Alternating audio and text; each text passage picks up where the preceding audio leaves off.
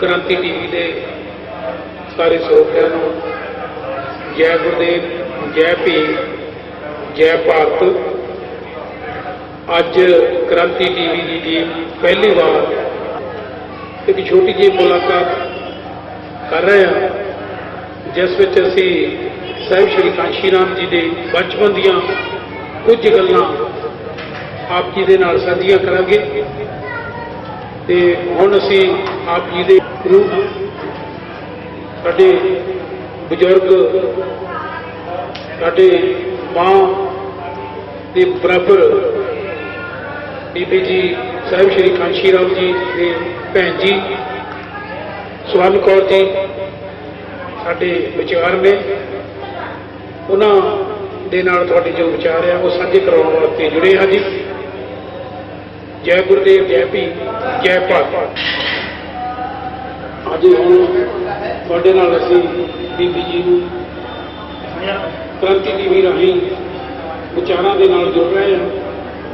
साडे नाल बैठे ने बहुत ही सत्कारयोग बीबी स्वर्ण कौर जी। तुहाडा क्रांति टीवी ते बीबी जी स्वागत है और जी आयां नूं।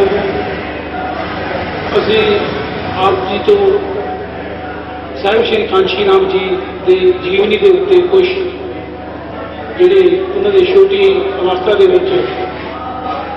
उन्होंने खेडां, उन्हों का जीवन किहो जिहा सी, उसके बारे च असीं आप जी के नाल विचार साझे करन जा रहे हैं जी। उहदे बारे जो क्रांति टीवी दी संगतां उन्हां नाल साझियां करो जी। जय भीम, जय भारत, जय कश्मीर। मेरा वीर जी पहले तो बचपन तो ही बहुत अगे बढ़ा, पढ़न विच भी बहुत होशियार था, खेलों भी, साइकिल चलाउण विच भी इनाम लिआंदा था, दौड़ विच भी इनाम लिआंदा था, ते घोड़े नूं भी बहुत अगे वधदा। घोड़े भी कोई साडे लाभ विकास कोई ऐसा नहीं था कि जिसनूं उन्हें ना कहा आपते बड़ी घोड़े सारा मिल घोड़ करता था तो सब कुछ होंदा कि मेरे पिता जी उसनूं खुशी दे विच कदे खड़ लिआंदे थे, कदे बादाम लिआंदे थे खुराक। मेरा वीर जी बहुत बचपन से अगे वधू सोचती कि पहला से ही क्रांतिकारी दोस्त जी। बेबी जी एक तरह है कि तुसी साहब जी के समेत किन्ने भैन भरा सी? असीं 4 भैणां ते 3 भरा सी। अच्छा जी, 7 जने भरा सी और जिन्हें सट्टे जे तुसी जी सके भैन भरा सके तो सारे पढ़े लिखे सके और किसी नौकरी ते जां कल्ले ही साहिब कांशी राम जी? बड़े का सबसे पहले बड़े के परिवार में ज़्यादा तो वही पढ़े हैं, फिर दूसरा पढ़ लिख के बाहर निकले उनके नौकरी करते थे। इस करके वो फिर समाज की लाइन में लग गए, समाज सेवा से लग गए। परिवार मेरे पिताजी उतना सहारा चाहते थे तो उसने घर जाना उन्होंने बहुत घट कर दिता था। फिर इस करके मेरे पिताजी ने परिवार होर कोई इन्ना पढ़िया लिखिया नहीं पढ़ते। बचपन के सारे छोटे थे कि पाने वाला भी चाहिए था, पाने वाला मेरा पिताजी था, तो फिर इस करके इनके वीर जी जितना कोई परिवार में पढ़िया नहीं। ठीक है।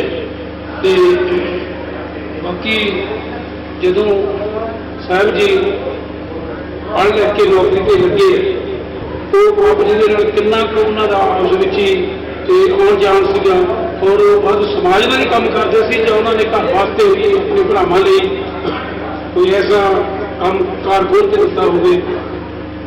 नहीं जी, परिवार वास्ते कोई काम कार नहीं खोलिया। वैसे ये नहीं है कि परिवार को देखना नहीं था चाहता कि पूछता नहीं था, प्यार बहुत करता था, पर समाज में जुड़ के परिवार को कोई मदद नहीं पहले कर सकती। ठीक है। और जदों साहब हुणी पार्टी एक बनाई DSO वड्डी पद्धर से पूरे भारत के अंदर जाके जो दलित समाज से पिछड़ा समाज से ਉਹਨੂੰ ਜਾਗਰਤ ਕਰਨ ਦੇ ਲਈ ਤੁਰੇ ਹੈ, ਉਹਦੇ ਬਾਰੇ ਤੁਸੀਂ ਕੁਝ ਜਾਣਦੇ ਹੋ ਤੇ ਉਹ ਜ਼ਰੂਰ ਦੱਸੋ। जानते हुए वैसे पहले तो मेरे पिताजी दुखी जे हो गए थे कि परिवार में देखा नहीं तो समाज में देखने लग गया। फिर जदों के वीर जी की इस तरह की चंगी सोच देख के फिर मेरा पिताजी बहुत खुश था, परिवार भी सारा खुश होया कि यह जिहा जिस तरह कहते ना भी हीरा कदे कदे पैदा होता है। चलो भैन भरा तो असी भी है पर साडे विच कोई इन्नी लाइकी नहीं हैगी कि मेरा एक वीर जी और एक हीरा था कि समाज वास्ते उसने सारी जिंदगी लाई है। बहुत सुख छड्ड के गद्दे छड्ड के वो धरती पर सोया कि उसने बहुत समाज वास्ते दुख देखा कि जो उसका अधूरा काम रह गया। मैं चाहती हाँ कि सानू सब का फर्ज बनता कि जो उसका सपना था, जो कुछ करना चाहता था, वो सानू सारे इकट्ठे होकर सानू एक सोच विच करना चाहिए कि जी सोच थी वो अधूरी रहेगी।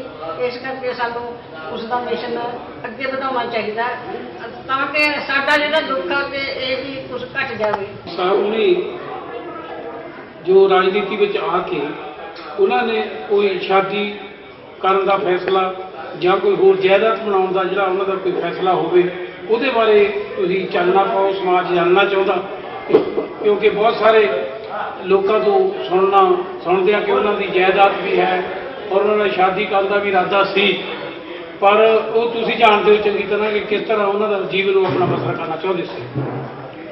वो शादी करने तो पहले तो मैं गल कर कि जबरदस्ती उसकी मंगनी कर दी।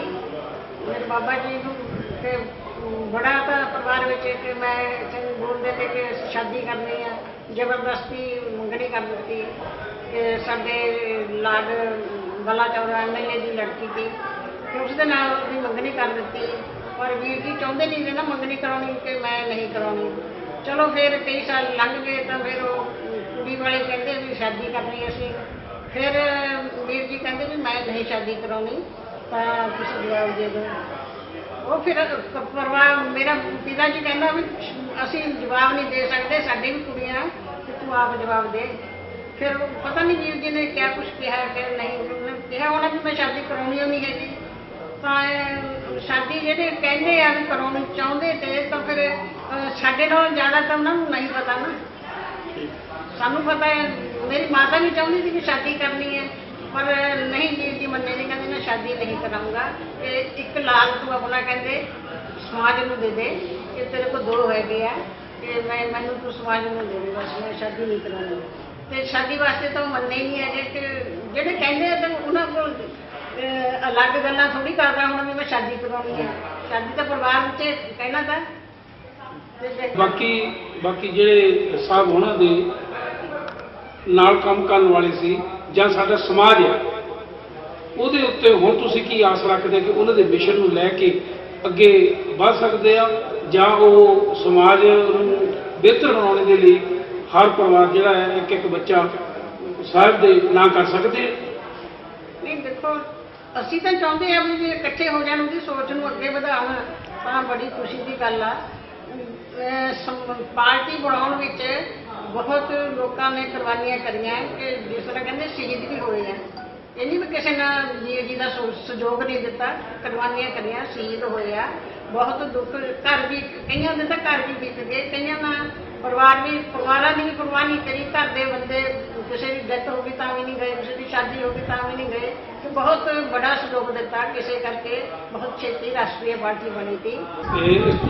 आखिरी मैं सवाल करना चाहना कि थोड़ी हुण की इच्छा है जिहड़े समाज दे कोलों की तुसीं चाहुंदे हो?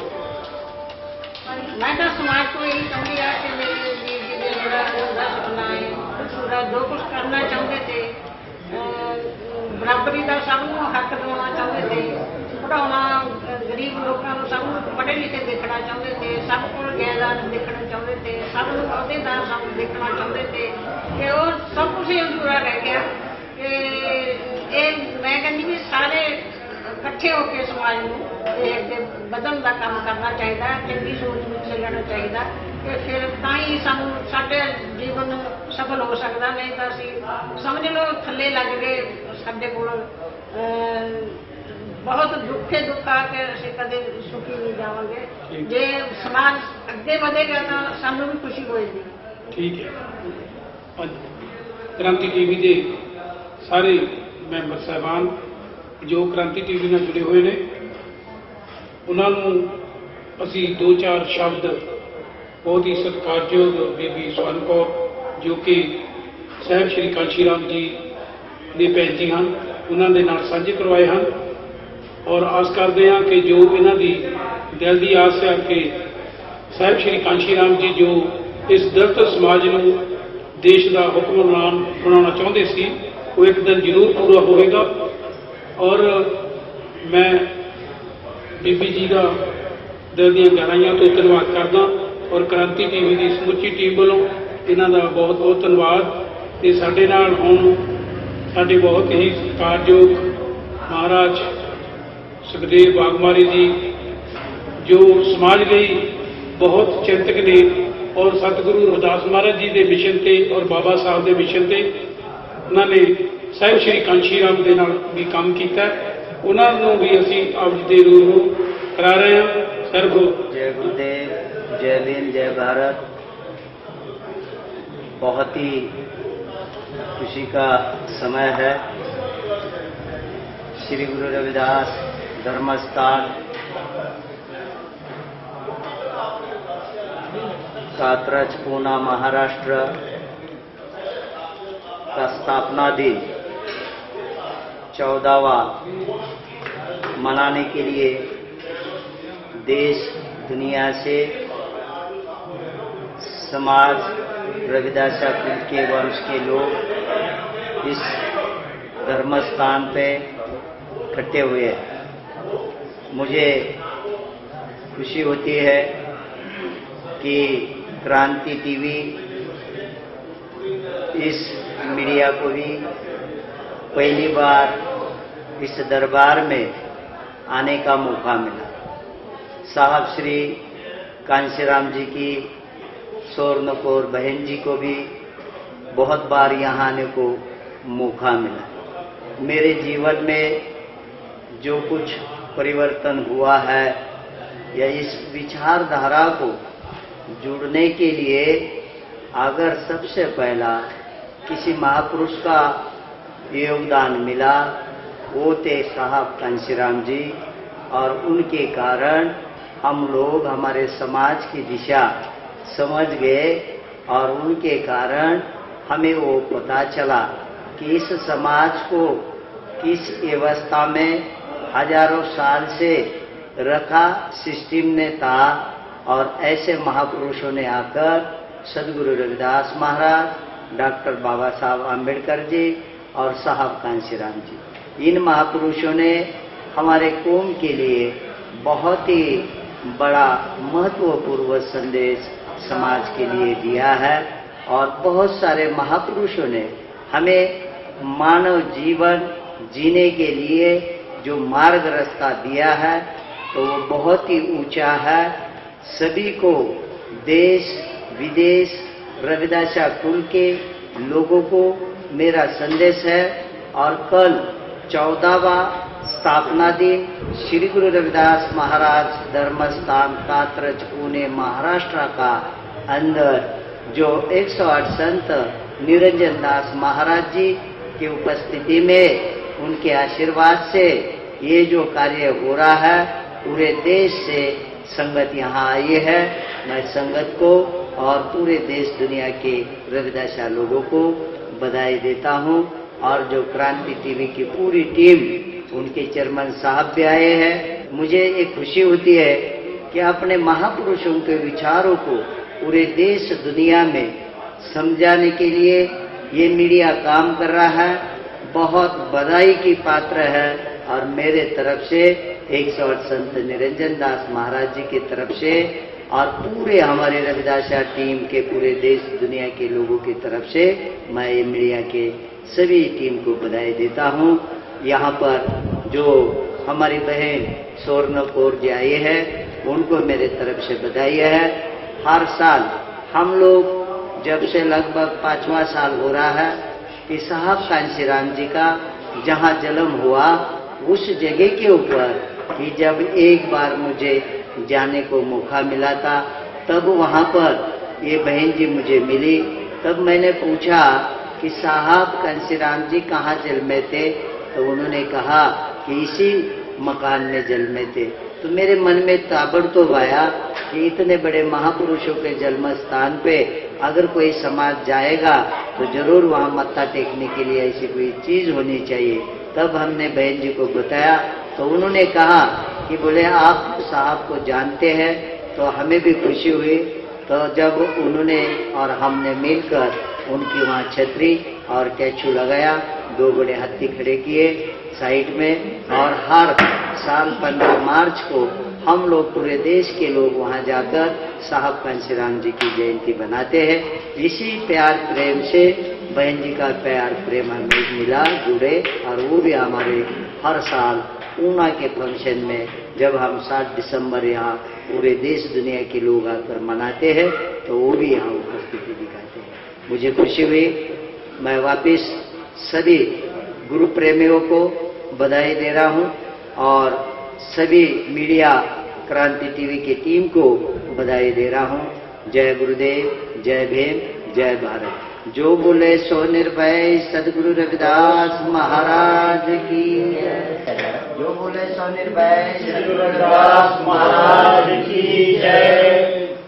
जो बोले सो निर्भय सदगुरु रविदास महाराज की जय। जो बोले सो निर्भय सदगुरु रविदास महाराज की जय।